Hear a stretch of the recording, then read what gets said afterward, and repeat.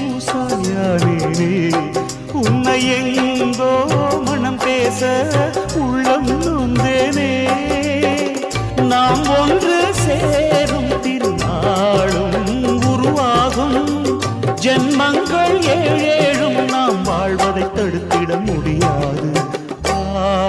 ஆவாயந்தன் நிலவே விண்ணிலவே என் வாழ்வே நீதான் நிலவே விண்ணிலவே